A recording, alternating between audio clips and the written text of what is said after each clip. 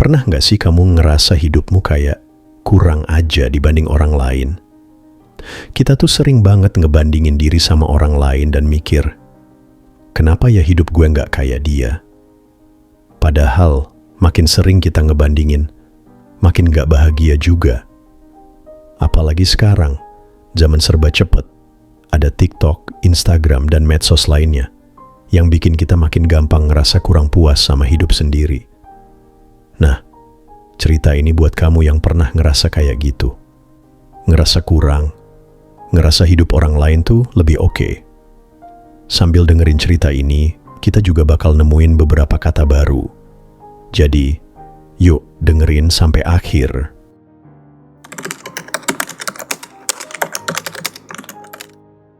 Suatu hari, ada seekor gagak lagi duduk santai di dahan pohon.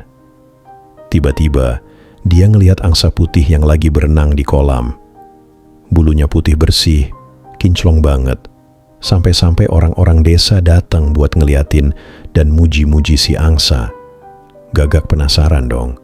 Dia terbang mendekat. Tapi begitu orang desa lihat dia, malah diusir. Si gagak mikir, apa mereka takut aku bikin tempat ini kotor? Dia pun pindah ke dahan lain. Tapi tetap aja, orang-orang nggak suka dan usir dia lagi. Gagak jadi sedih banget. Dia ngerasa nggak ada yang suka sama dirinya. Kenapa ya semua orang suka sama angsa?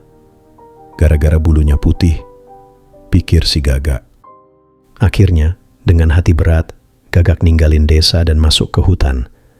Dia duduk sendiri di ranting pohon sambil nangis.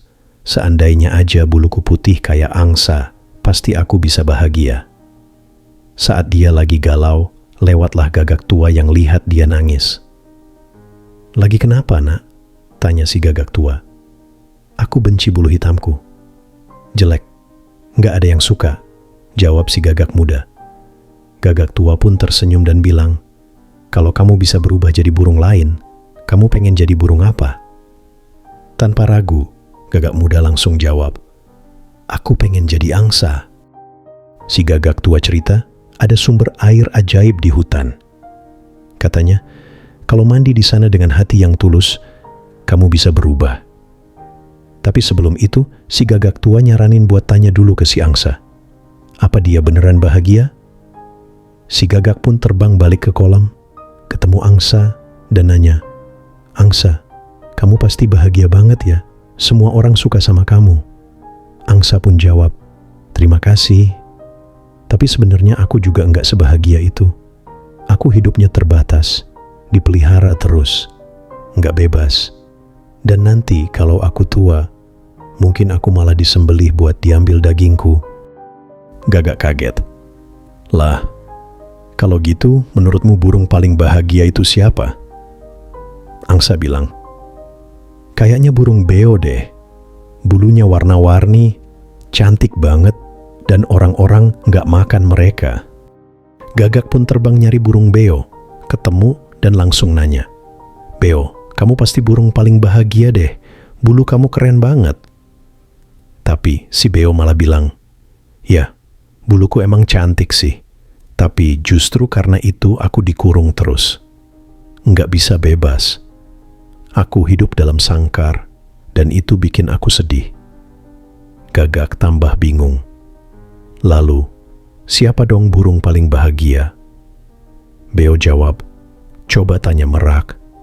Bulunya paling indah, banyak orang kagumi, dan kandangnya gede banget. Gagak terbang ke kebun binatang. Ketemu si merak. Banyak orang foto-fotoin merak itu sambil kagum lihat bulunya. Gagak pun bilang, Merak, kamu pasti burung paling bahagia deh. Semua orang suka sama kamu. Tapi merak jawab, enggak juga. Orang-orang sering banget ambil buluku buat dijual. Rasanya sakit. Aku enggak bebas. Aku malah pengen hidup kayak kamu. Bebas terbang kemana aja, enggak dikurung. Dengar itu, si gagak langsung sadar. Selama ini, dia terlalu ngeremehin hidupnya sendiri. Dia pun balik ke si gagak tua dan bilang, aku nggak mau berubah jadi burung lain.